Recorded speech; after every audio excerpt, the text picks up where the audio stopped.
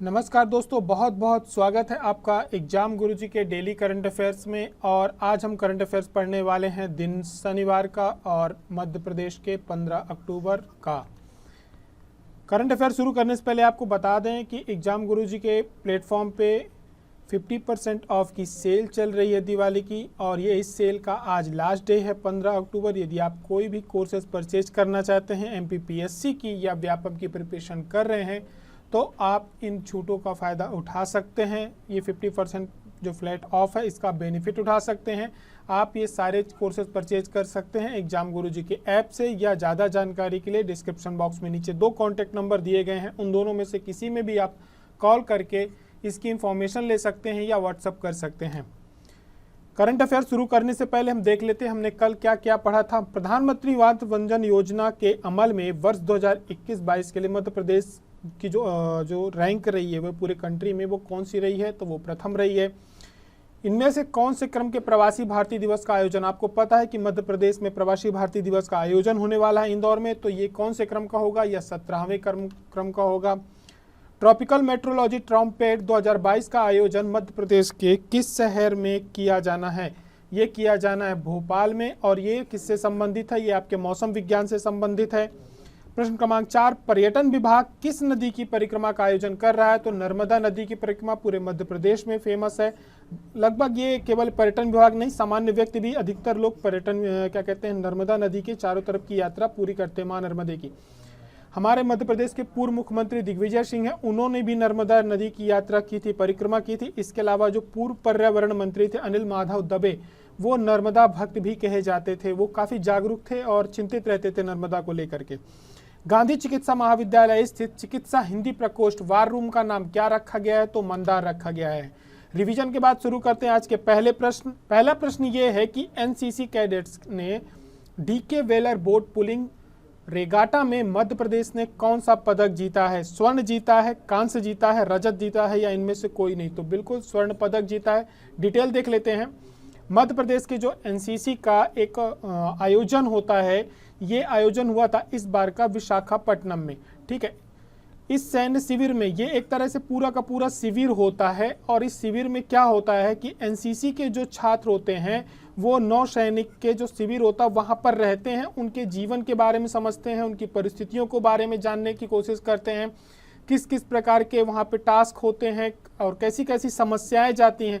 तो एक जीवन वहाँ पर जीते हैं, उन्हें ये पता चलता है कि धीरे धीरे हमें वहाँ पे एक रहने का उन्हें अनुभव मिलता है। यदि उधर की क्षेत्र पे जाना चाहते हैं तो मेंटली रूप से पहले से ही प्रिपेयर रहते हैं, उन्हें एक तरह की छोटी सी ट्रेनिंग मिल जाती है। तो इसमें बहुत सारे दलों को बुलाया जाता है, जिनमें से 17 दल जो है अलग अलग राज्यों के यहाँ पे सम्मिलित हुए थे। और इसमें क्या होता है, कंपटीशन का भी आयोजन होता है, उसमें छोटे छोटे चीज़ें होती हैं, उनमें सभी की रैंकिंग दी जाती है। अब उसमें अलग अलग चीज़ें होती है, जैसे एक तो नौसेना विंग बनाया जाता है, उसमें क्या होता है कि लोगों को प्रेरित करना, अनुशासन, नेतृत्व, राष्ट्रीयता, ये सारी चीज़ें वहाँ पर विकसित की जाती हैं, और फिर उसकी भी स्कोरिंग होती है। तो एक समग्र रूप से पूरा विकास किया जाता है। और जो इसका आयोजन किया गया था ये 2 अक्टूबर से 12 अक्टूबर तक किया गया था, और मध्य प्रदेश को इसमें गोल्ड मिला है। बढ़ते अगले प्रश्न की तरफ। प्रश्न क्रमांक 2 है, अंतर्राष्ट्रीय श्री रामलीला उत्सव का आयोजन मध्य प्रदेश के किस जगह पे किया जाएगा? उज्जैन में किया जाएगा, ओरछा में किया जाएगा, चित्रकूट में किया जाएगा, या भोपाल में किया जाएगा? तो इसका राइट आंसर क्या होगा? इसका राइट आंसर होगा भोपाल में किया जाएगा। ये दोनों जगह राम जी से संबंधित है, लेकिन जो रामलीला का आयोजन होना है, इंटरनेशनल रामलीला का, ये भोपाल में होना। और भोपाल में कहाँ होना है? ये रविंद्र भवन जो है, रविंद्र भवन का जो मुक्काकाल मंच है, वहाँ पे इसका आयोजन किया जाएगा, और ये 16 अक्टूबर से प्रारंभ हो जाएगा। और बड़ी बात इसमें ये है कि प्रदेश हमारे जो राज्य के सभी राज्य है भारत के, वहाँ के अलावा श्रीलंका, मलेशिया, थाईलैंड और फिजी, यहाँ से भी कुछ कलाकार आएंगे, और रामलीला का, रामायण के कई जो पात्र हैं या उनके कार्यक्रम हैं उनका आयोजन करेंगे। इसके साथ ही हनुमान चालीसा के 40 दोहों पर संकट मोचन चित्र प्रदर्शनी भी लगाई जाएगी, और एक खाने पीने का भी यहाँ पर इंतजाम किया गया है। तो यदि आप भोपाल के हैं या आसपास के हैं तो वहाँ पर जा सकते हैं, रामलीला भी देख सकते हैं, और अच्छा कुछ खाने को मिलेगा। इसमें बड़ी बात यह है कि प्रदेश के जो मालवा हो गया, बुंदेलखंड हो गया, बघेलखंड हो गया, निमाड़ हो गया, और ग्वालियर का हो गया, इन सभी जगहों की जो विशेष डिशेस हैं उनका पूरा एक स्टॉल लगाया गया है कि आप किस क्षेत्रीयता का भोजन करना चाहते हो वो यहाँ कर सकते हैं। ठीक है। और इसका जो पूरा का पूरा आयोजन है ये भारतीय संस्कृत संबंध परिषद नई दिल्ली और मध्य प्रदेश का जो पर्यटन विभाग है इसके सहयोग से किया जा रहा है। भोपाल के रविंद्र भवन में इसका आयोजन होना है।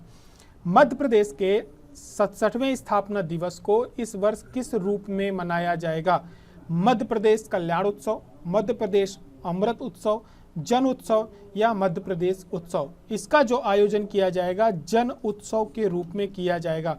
डिटेल अभी ज़्यादा नहीं आई है, अभी कैबिनेट की बैठक हुई थी तो उन्होंने बताया है कि 1 नवंबर को मध्य प्रदेश अपना 67वां जन्मदिन मनाएगा और उसे हम ये पूरी गतिविधियां 7 दिनों तक चलेगी। सरकार अपना पूरा प्रचार प्रसार करेगी। उन्होंने क्या क्या किया है पिछले कुछ समय में, और नर्मदा से लेकर के जो महाकाल लोक है इनका सभी का सभी पूरे जिले पे बहुत बड़ा कार्यक्रम करने के मूड में है गवर्नमेंट। 1 नवंबर को मनाया जाएगा जन उत्सव के रूप में। तो नाम याद रखेंगे, कई बार परीक्षाओं में पूछ लिया जाता है। पढ़ते अगले प्रश्न की तरफ। प्रश्न क्रमांक 4 है लॉजिस्टिक इज लीड्स। ठीक है, ये रिपोर्ट आई है 2022 की। आपको ये बताना है इसके अनुसार मध्य प्रदेश किस श्रेणी में आता है। इसमें रैंक नहीं होती, इसमें अलग अलग कैटेगरी होती हैं। उस कैटेगरी में आपको ये बताना मध्य प्रदेश किस में रखा गया है। अचीवर्स में रखा गया है, फास्ट मूवर्स में रखा गया है, एस्पायरर्स में रखा गया है या स्लो मूवर्स में रखा गया है। तो इसका राइट आंसर क्या होगा? इसका राइट आंसर होगा फास्ट मूवर्स में रखा गया है। डिटेल देख लेते हैं, ज़्यादा समझ में आएगा।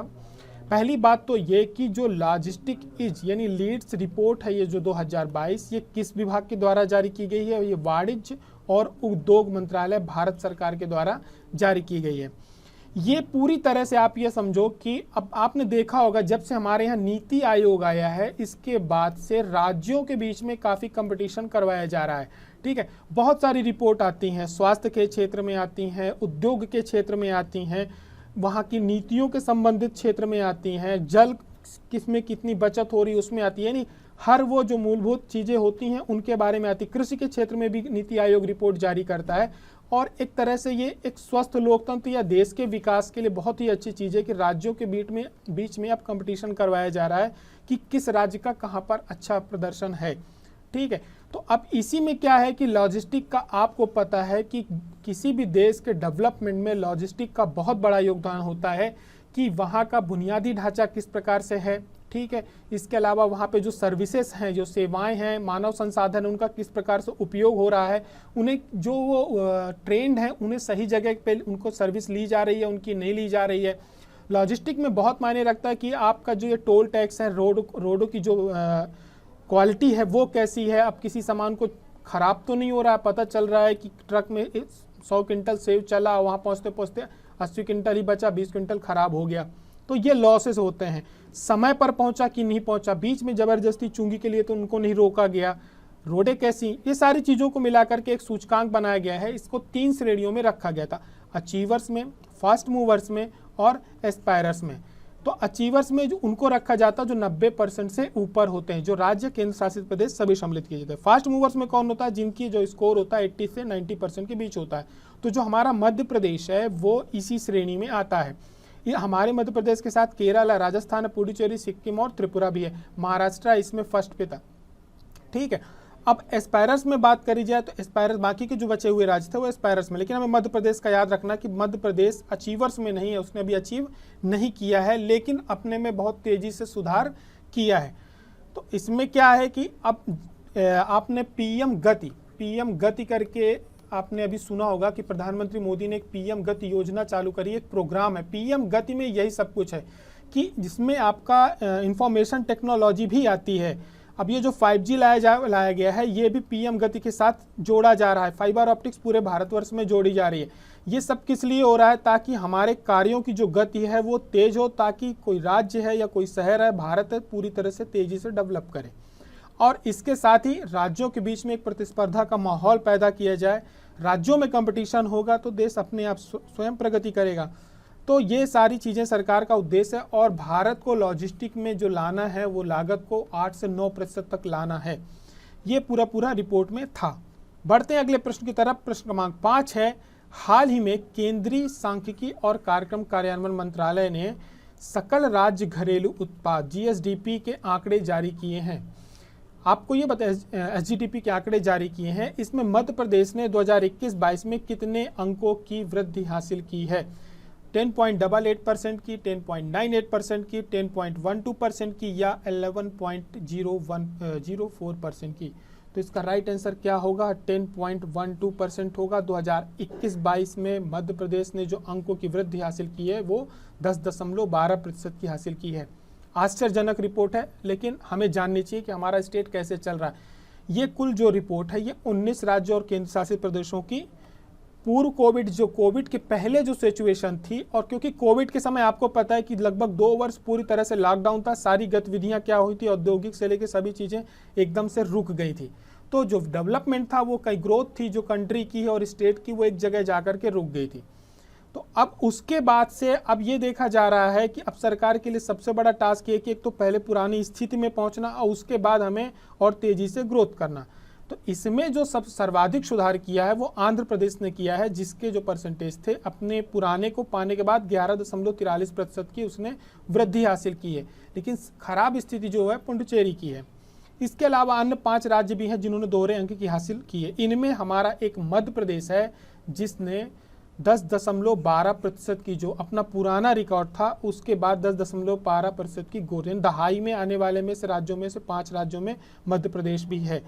तो जीएसडीपी की बात करी जाए तो ये कौन जारी करता है? तो ये राष्ट्रीय लेखा जो प्रभाग है, राष्ट्रीय सांख्यिकी कार्यालय और सांख्यिकी कार्यान्वयन मंत्रालय का, वो जारी करता है। भारत सरकार के मंत्रालय के अंतर्गत ये आता है और इसकी जो शुरुआत हुई थी वो 2015 से हुई थी।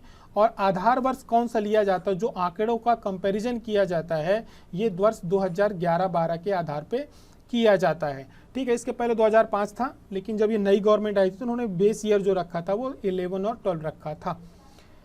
कल हमने आपको करंट अफेयर में प्रश्न दिया था, आप सभी को होमवर्क दिया था, सुंदरजा आम मध्य प्रदेश के किस जिले की पहचान है? सुंदरजा आम मध्य प्रदेश के किस जिले की पहचान है? काफ़ी सारे लोगों ने इसमें आंसर दिया, लेकिन जितनी आशा थी उससे कम लोगों ने आंसर दिया। आप सभी लोग करंट अफेयर देखते हैं तो 3 लाइन का आंसर तो दे सकते हैं कम से कम, लेकिन जो नहीं दे रहे हैं कोई बात नहीं, लेकिन मेरा उनको सभी को सुझाव है, लगातार मैं सुझाव दे रहा हूं, आप इसको फॉलो करेंगे तो आपको फ़ायदा होगा, बाकी का किसी को ज़रूर ज़बरदस्ती नहीं है। फ़ायदा ये होता है कि आपको जब एक क्वेश्चन दिया जाता है तो उसके नीचे 3 से 4 इन्फॉर्मेशन आपको लगातार मिल जाती है। जैसे इन्होंने क्या कहते हैं, आपके कृष्ण साहू हैं और अदिति पटेल हैं, ये लगातार सभी प्रश्नों के आंसर दे रहे हैं। अदिति, आपका आंसर मेरे को बहुत बढ़िया लगा। उसमें आपने जो हमने पिछले करंट अफेयर में पढ़ा था, सीधी और रीवा के बीच में जो टनल बन रही है 3.33 किलोमीटर की, आपने करंट अफेयर से रिलेटेड ये लाइन जोड़ी थी, ये एक अच्छा आपका प्रयास था। उसके अलावा किशन, आपने भी बढ़िया इंफॉर्मेशन दी थी, उनका आंसर पिन कर दिया गया है। आप सभी लोग आंसर देने का प्रयास किया करिए। कोई भी प्रश्न आपको यदि दिया जाता है तो उसका फ़ायदा ये मिलना है कि आप उस प्रश्न के साथ आंसर खोजते हैं जब, तो साथ साथ में आप उसके अतिरिक्त भी जानकारी इकट्ठा कर लेते हैं। और जब आप आंसर लिखने का प्रयास करते हैं तो मुझे इतना अनुभव है कि आप एक बार में कभी भी आंसर लिखने की कोशिश नहीं करते, 2 से 3 बार मिनिमम तो एडिट करते हैं कि ये इसको राइट फॉर्मेट होगा इस आंसर का कि नहीं होगा, कम शब्दों में हम अपनी 3 से 4 लाइन में ज़्यादा इंफॉर्मेशन कैसे दें। आप ध्यान देंगे कि आपकी धीरे धीरे 3 मार्कर की प्रैक्टिस जो होगी वो बहुत अच्छी हो जाएगी और किसी एक टॉपिक के बारे में आपके पास 3-3 लाइनें तैयार हो जाएंगी। एक क्वेश्चन आपका 3 से 4 MCQ तैयार करवाता है मिनिमम। तो धीरे धीरे हम लोग इतना आगे निकल जाएंगे कि हमारे बहुत सारे लगभग 1,500 से 2,000 क्वेश्चन हमारे कंप्लीट हो जाएंगे।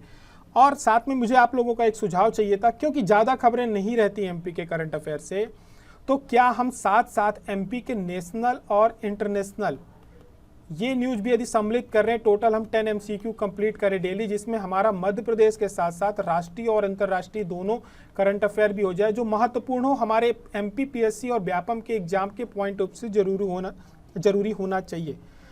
यदि आप लोगों का सुझाव आता है, इसमें और भी कुछ ऐड किया जा सकता है, तो आप नीचे कमेंट बॉक्स में वो दे ही सकते हैं।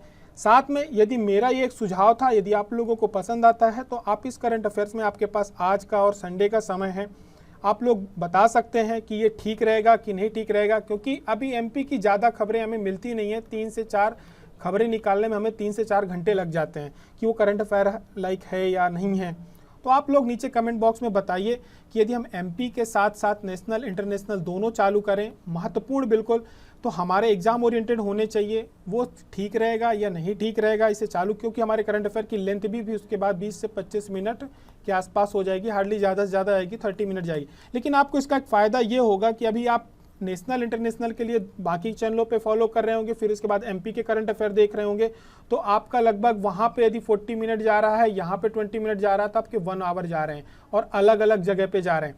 लेकिन यहाँ पे ये रहेगा, कई बार कुछ चैनलों में क्या रहता है कि ऑल ओवर स्टेट कवर करने की कोशिश करते हैं। यहाँ पे हमारा फोकस रहेगा कि एमपी के एग्जाम ओरिएंटेड कौन सी चीज़ें ठीक रहेंगी कि नहीं रहेंगी। ठीक है, इसका राइट आंसर बिल्कुल सही था, रीवा था। काफ़ी सारे लोगों ने जानकारी दे दी है कि जो सुंदरजा आम है वो रीवा के कहाँ का फेमस है, गोविंदगढ़ का। ठीक है, गोविंदगढ़ जो है ये रीवा से लगा हुआ है। आदित्य आपने सही बताया था कि जो सीधी टनल है, रीवा और सीधी टनल है, ये गोविंदगढ़, रीवा के गोविंदगढ़ से और सीधी के बघवार से लगती है। ये मध्य प्रदेश के सबसे लंबी टनल होगी, 3.33 किलोमीटर की होगी, 3338 मीटर की है। इसके अलावा इंफॉर्मेशन इसमें ये है कि जो गोविंदगढ़ है, एक ये पूरा जब रियासत काल में जो रीवा रियासत थी वहाँ की ये ग्रीष्मकालीन राजधानी रही है, ग्रीष्मकालीन राजधानी रही है। जिस प्रकार से सिंधिया की शिवपुरी थी ग्रीष्मकालीन राजधानी थी, उसी प्रकार से रीवा जो थी, रीवा रियासत की ग्रीष्मकालीन राजधानी रही है। और यहीं के राजा थे मार्तंड सिंह, जिनको आपने पढ़ा होगा, जो पहला सफ़ेद शेर नहीं, क्योंकि कई लोगों ने कमेंट में सफ़ेद शेर लिखा है, सफ़ेद शेर मत बोला करिए, उसको सफ़ेद बाघ बोला करिए। वो सफ़ेद बाघ है, वो जो बंगाल टाइगर होता है उसी की एक वाइट ब्रीड है। ठीक है, तो ये मार्तंड सिंह जो जुदेव हैं, इन्होंने ही इसको पहली बार पाया था और वो गोविंदगढ़ के जंगलों में ही पाया था। और गोविंदगढ़ को क्या कहते हैं, मिनी वृंदावन भी कहा जाता है। मिनी वृंदावन कहा जाता है इसको अपने जंगलों के कारण, क्योंकि यहाँ के जंगल जो उस समय थे काफ़ी घने और सुंदर थे और जगह भी सुंदर थी, तो इसी वजह से इसको मिनी वृंदावन भी कहा जाता है। तो जो पहला सफ़ेद बाघ पकड़ा था वो मार्तंड सिंह जुदेव ने पकड़ा था और इन्होंने ही इस आम की, जो सुंदरजा आम है, इन्होंने ही इसकी खोज करवाई थी, इस ब्रीड की। सुंदरजा आम को क्या हुआ था, 2-3 आमों की ब्रीड से मिला करके तैयार किया गया था। और ये आम जो फेमस है, आप लोगों को इसका आंसर मिल चुका है बिल्कुल। ये अपनी एक तो सबसे पहली बात जो इसकी खुशबू होती है, आप यदि आंख बंद करके भी इस आम को 1-2 बार खाए हो और सूंघोगे तो आपको इसकी खुशबू से आप जान जाओगे एक तो ये सुंदरजा आम है। ठीक है, इसके अलावा इसमें जो शुगर की मात्रा होती है वो 5% होती है। 5% होने के कारण ये जो डायबिटीज़ के मरीज होते हैं, डायबिटीज़ पेशेंट होते हैं, उनके लिए भी ये काफ़ी क्या कहते हैं, उपयोगी हो जाती है। वो भी इसका आम का रस ले सकते हैं, आम का स्वाद ले सकते हैं। और सुंदरजा आम को ही 1968 में 50 पैसे का डाक टिकट जारी किया गया था सुंदरजा आम पे। और पूरे मध्य प्रदेश का जो सबसे बड़ा आम अनुसंधान केंद्र है, बिल्कुल सही बात है, वो गोविंदगढ़ में है। गोविंदगढ़ के कुठलिया फॉर्म पे है। दोनों जगहों को मिला करके जो होता है आम की, यहाँ पे एक तरह से रिसर्च की जाती है। वाइट कलर का कपड़ा पहन के डॉक्टर नहीं होते हैं। यहाँ पे क्या है कि यहाँ पे एक तालाब परिसर है, उसके चारों तरफ आम के पूरे बगीचे लगे हुए हैं जहाँ पर आम की रिसर्च होती है। और यहाँ का इस क्षेत्र का सबसे बड़ा तालाब है, ये रीवा रियासत का ही है। तो यहाँ पे आमों की क्या होती है, रिसर्च होती है। और लगभग 200 के ऊपर, 213 के आसपास कुछ ब्रीड्स यहाँ पे पाई जाती हैं। और ये अपने मध्य प्रदेश का यदि बात करी जाए कि मध्य प्रदेश के अलग अलग प्रकार के आम पाए जाते हैं, तो इनमें नीलम, सुंदरजा और आम्रपाली, ये 3 आम जो प्रमुख हैं, ये मध्य प्रदेश में काफ़ी मात्रा में पाए जाते हैं। इसके अलावा बाकी के आम भी होते हैं, मल्लिका करके भी आम होता है। और गोविंदगढ़ में ही हो सकता है, आपसे पूछ लिया जाए तो एक लॉकडाउन करके आम की ब्रीड भी तैयार की गई है। ये अभी जब लॉकडाउन लगा था तो उस टाइम पे एक नई ब्रीड तैयार की गई थी, तो उसका नाम इन्होंने लॉकडाउन रखा है। ये एग्रीकल्चर कॉलेज है यहाँ पे, वहाँ पे ये कुठलिया फार्म उसको बोलते हैं, वहाँ पे इसकी रिसर्च होती है। तो ये इससे जुड़ी हुई इंफॉर्मेशन थी। फिर भी बहुत सारे लोगों ने इसके जो आंसर दिए हैं काफ़ी ठीक दिए हैं। आप लोग जो आज का प्रश्न है और वो ये है कि मध्य प्रदेश के किस जिले में नेताजी सुभाष चंद्र बोस संग्रहालय है। ये भी करंट अफेयर में क्वेश्चन कराया जा चुका है। नेताजी सुभाष चंद्र बोस संग्रहालय का उद्घाटन किया गया है।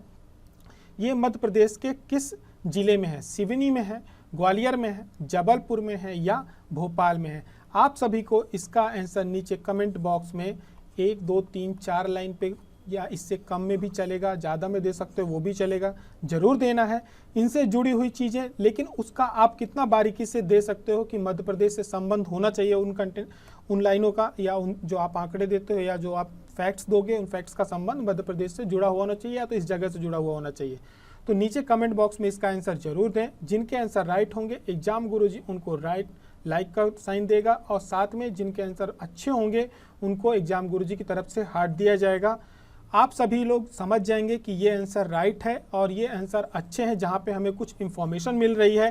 तो जो कमेंट कर रहे हैं या नहीं कर रहे हैं वो भी इन आंसरों को जरूर पढ़ेंगे ताकि एक जानकारी धीरे धीरे हमारी अपडेट हो।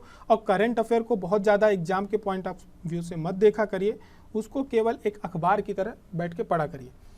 फिर हमारी मुलाकात होती है सोमवार को। कल का हम सभी का ऑफ रहेगा, संडे है, आप लोग संडे एंजॉय करिए। खबरें भी नहीं रहेंगी कुछ, कल सरकार अपना छुट्टी मनाएगी, हम भी छुट्टी मनाएंगे। मंडे को हम मिलेंगे अगले करंट अफेयर्स के साथ। तब तक दिवाली की लास्ट डे का आप बेनिफिट उठाना चाहते हैं एग्जाम गुरुजी की सेल पे तो आप उठा सकते हैं, इसके बाद ये सेल बंद हो जाएगी। फिर मुलाकात होती है हमारी सोमवार के दिन मध्य प्रदेश के करंट अफेयर्स के साथ। तब तक आप सभी अपना